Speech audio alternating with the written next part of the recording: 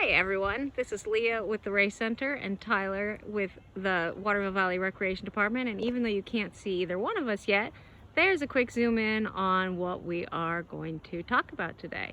And here's Tyler. Howdy. So as you can see, we have this web in the tree branch here that often shows up this time of year. Perhaps you've seen them. Again, last time we were talking about those red maple leaves reaching out into clearings or along road edges, and maybe as you're hiking around, walking around, or traveling through the world this time of the year, you see some of these webs on the ends of the trees here, and the individuals responsible for these webs are fall webworms. Hyphanthria cunea is the scientific name, and the adult form is a white moth, all white in the northern part of their range.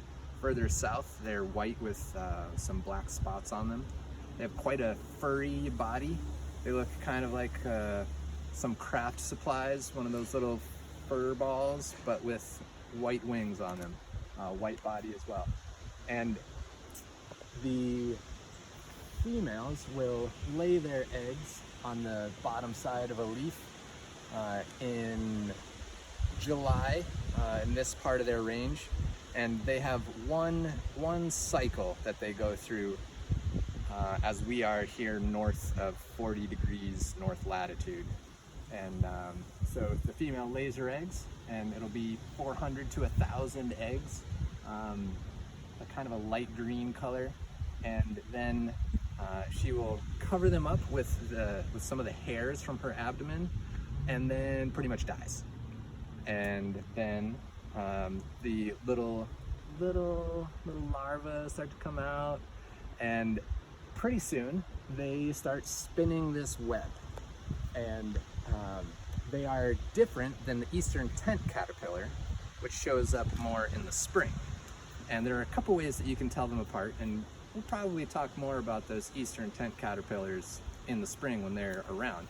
But one way that you can distinguish them is because these fall webworms construct their silken web at the end of the branches and encapsulate the end of the branch, where the eastern tent caterpillars build their little nests in the unions or in the crotches of the trees, and they tend to do a bit more damage to the tree itself just because of the time of year.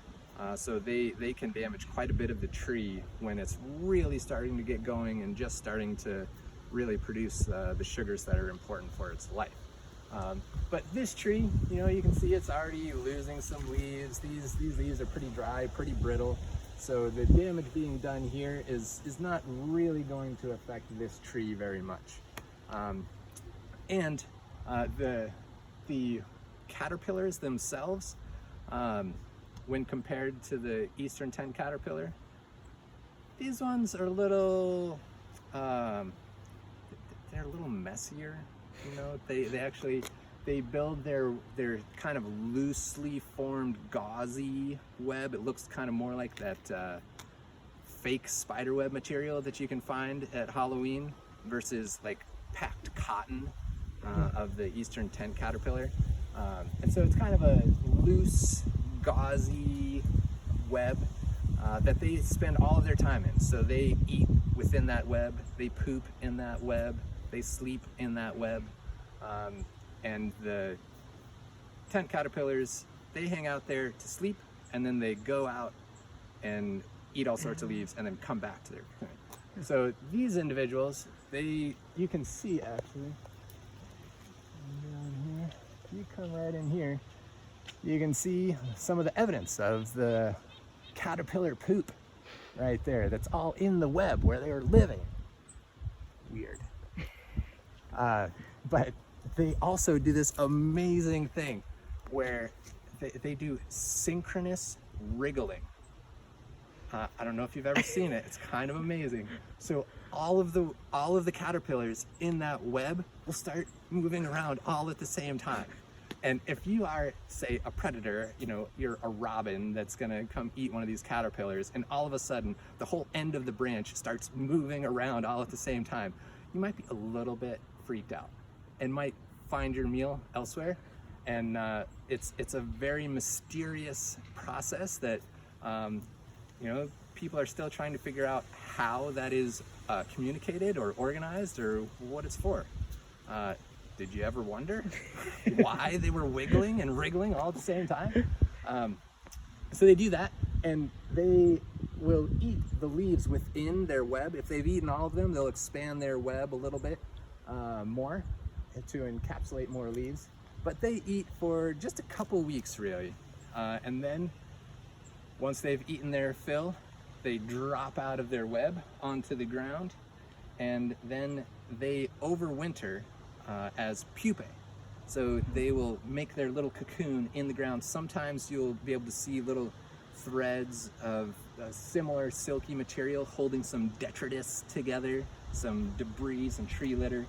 And that's where they spend their winter, and then they emerge in July as adult moths that are white and about this big, and then it all starts over again. But in the fall, this is where we can see them. And now when you see these Halloween store spooky world webs of silk, see if you see any synchronous wriggling. Until next time, have fun. Thank you.